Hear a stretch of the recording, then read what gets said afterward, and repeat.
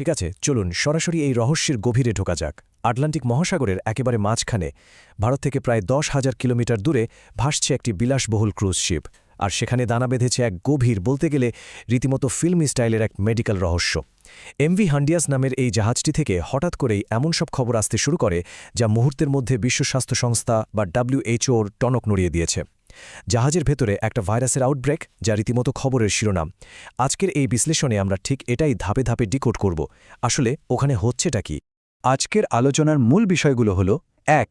Cruise ship outbreak, ২. Hantavirus আসলে কি, ৩. ভাইরাসের ইতিহাস, ৪. সংক্রমণ এবং লক্ষণ, ৫. এটি কি নতুন কোভিড, এবং সবশেষে ৬. প্রতিরোধ ও সতর্কতা। আমরা একেবারে পদ্ধতিগতভাবে পুরো বিষয়টা বুঝব, তাই চিন্তার কিছু নেই। ১ নম্বর cruise ship outbreak, MV Hondius ঘটনা। তো ঘটনাটা শুরু হয় ১ এপ্রিল। এমভি হন্ডিয়াস নামের এই এক্সপেডিশন ক্রুজ শিপটা আর্জেন্টিনা থেকে স্পেনের উদ্দেশ্যে রওনা দেয়, আর জাহাজে ছিলেন Britain, America, Netherlands, Spain, Germany এবং আমাদের ভারতসহ বিশ্বের নানা প্রান্তের যাত্রীরা। কিন্তু মাঝপথে কয়েকজন যাত্রী সেন্ট হেলেনা দ্বীপে নেমে যাওয়ার পরই প্রথম জানা যায় যে জাহাজের ভেতরে একটা অদ্ভুত ভাইরাসের সংক্রমণ ছড়িয়ে পড়েছে। এই বিশাল জাহাজটায় সব মিলিয়ে ১৪৯ জন যাত্রী এবং ক্রু মেম্বার রয়েছেন, আর আমাদের জন্য সবচেয়ে উদ্বেগের বিষয়টা হলো এই ক্রু মেম্বারদের মধ্যে ২ জন ভারতীয় নাগরিকও আছেন। স্বভাবতই বিভিন্ন আন্তর্জাতিক হেলথ এজেন্সি থেকে শুরু করে ভারত সরকার এখন তাদের শারীরিক অবস্থা এবং জাহাজের সার্বিক পরিস্থিতির উপর একেবারে কড়া নজর রাখছে। আর পরিস্থিতিটা যে কতটা সিরিয়াস সেটা বোঝা যায় একটা অত্যন্ত দুঃখজনক তথ্যে। এই আউটব্রেকে এরই মধ্যে ৩ জনের মৃত্যু হয়েছে। প্রথমে ৬৯ বছর বয়সী একজন ডাচ নারী অসুস্থ হয়ে মারা যান, এরপর দুর্ভাগ্যজনকভাবে তার স্বামী, এবং পরবর্তীতে আরেকজন জার্মান নারীরও মৃত্যু হয়।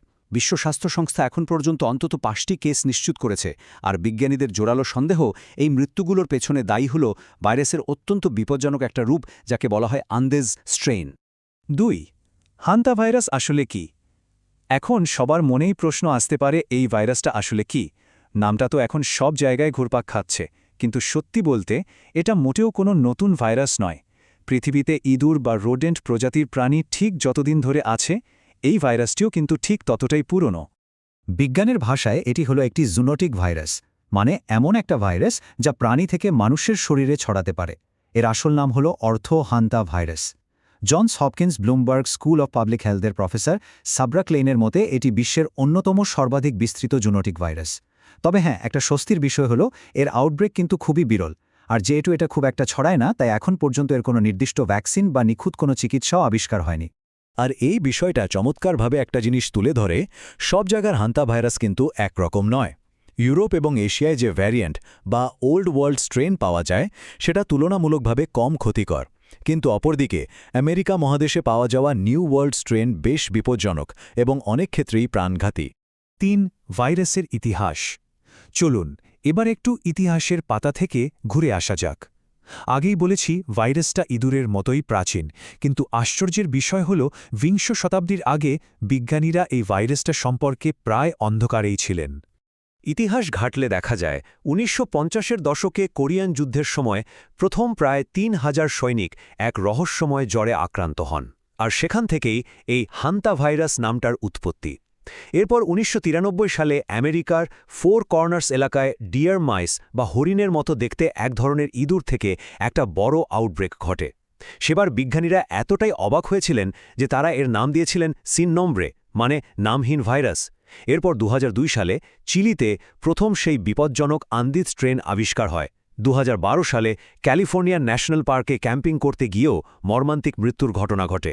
২০১৮-২০১৯ সালে আর্জেন্টিনায় বড় আউটব্রেক হয়। আর সবচেয়ে চমকপ্রদ তথ্য হল, ঠিক গত বছর মানে ২০২৫ সালে অস্কারজয়ী অভিনেতা জিন হ্যাকম্যানের স্ত্রী প্যাটসি এরাকাওয়া এই ভাইরাসে আক্রান্ত হয়েই মারা যান। আর এখন ২০২৬ সালে সেই এমভি হন্ডিয়াসে আমরা যেন একই ঘটনার পুনরাবৃত্তি দেখছি। ৪. সংক্রমণ এবং লক্ষণ। তো ভাইরাসটা আসলে কাজ করে কিভাবে? এর বায়োলজিক্যাল মেকানিজম বা জৈবিক প্রক্রিয়াটা একটু বুঝে নেওয়া যাক। একটা ছোট্ট ইঁদুরের শরীর থেকে এটা ঠিক কিভাবে আমাদের শরীরে প্রবেশ করে, সেটা জানাটা কিন্তু সবার জন্যই খুব জরুরি।